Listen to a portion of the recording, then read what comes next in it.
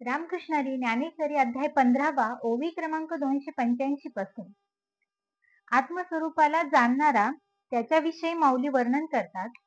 वर्षा ऋतूच्या अखेरीस ज्याप्रमाणे मेघ आकाशाला सोडून जातात, त्याचप्रमाणे ज्या पुरुषाच्या मनाला मोह आणि अभिमान आपण होऊन सोडून जातात.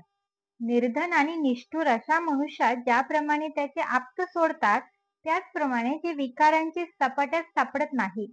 केळीला केळी आल्यावर जशी ती उन्मळून पडते, तशा आत्मस्वरूप लाभाच्या प्रबलतेने ज्यांच्या क्रिया हळूहळू बंद पडतात.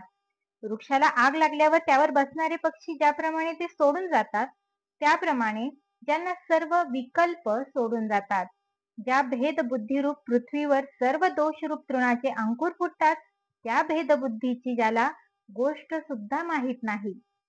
सूर्योदय होण्याबरोबर रात्र जशी आपोआप नाहीशी होते, तसा आत्मस्वरूपाचा लाभ झाल्यावर ज्यांना देहविषयक अभिमान अज्ञानासह नाहीसा होतो. हे पहा, आयुष्यहीन जीवास ज्याप्रमाणे शरीर अवचित सोडते, त्याप्रमाणे मोह पाडणारे द्वैत त्यांना सोडून जाते.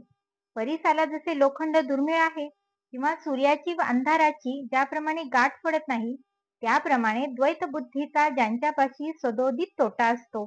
अरे, या देहाचा अभिमान धरल्यावर सुख दुःख कारूपी द्वैत ते दृष्टीस पडते. ते ज्यांच्या पुढे सुद्धा येत नाही. ज्याप्रमाणे जागे झाल्यावर स्वप्नात मिळालेले राज्य अथवा प्राप्त झालेले मरण यांपासून आनंद किंवा दुःख त्यांना होत नाही. त्याप्रमाणे गरुडापुढे सर्प येत नाही. त्याप्रमाणे सुख दुःख रूपी पुण्य व पाप उत्पन्न करणारे जे द्वैत ते ज्यांना जिंकित नाही. आणि असद्वस्तुरूपी पाणी टाकून विचारी हंस ज्याप्रमाणे सद्वस्तुरूप दुधाचे सेवन करतात, त्याप्रमाणे सूर्य पृथ्वीवर पाऊस पडून तेच पाणी आपल्या किरणांद्वारा आपल्या ठिकाणी शोषण करून घेतो, त्याप्रमाणे आत्मस्वरूपाचा भ्रम झाल्यामुळे जे ब्रह्म चहूकडे फाकले असते, ते ज्ञानदृष्टी झाल्यावर आपल्या स्वरूपात नेहमी ऐक्य पावते. फार काय सांगावे, ज्याप्रमाणे गंगेचा ओघ समुद्रास मिळाल्यावर नाहीसा होतो, त्याप्रमाणे आत्मस्वरूपाचा निर्धार करणारा जो विचार तोही निर्धारात म्हणजे आत्मस्वरूपात लीन होतो.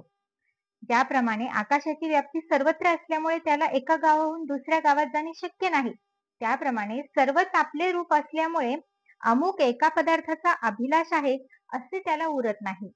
ज्याप्रमाणे अग्नीच्या डोंगरावर कसलेही बी पेरले असता उगवत नाही, त्याप्रमाणे ज्याच्या मनात ज्ञानाचा उदय झाला आहे, तेथे कुठलाही विकार उद्भवत नाही. समुद्र मंथन समयी क्षीरसमुद्रात घातलेला मंदारांचल जो पर्वत तो काढून घेतल्यावर पुन्हा समुद्र स्थिर झाला, त्याप्रमाणे आत्मप्राप्ती झाल्यामुळे ज्याचे मनात काम वासना उत्पन्न होत नाही. ज्याप्रमाणे चंद्र षोडशकलांनी पूर्ण झाल्यावर कोणत्याही बाजूनी कमी दिसत नाही, त्याप्रमाणे आत्मप्राप्ती झाल्यामुळे ज्याचे मनात कोणतीच इच्छा उत्पन्न होत नाही. अशा निरुपम गोष्टी तुला मी किती सांगू.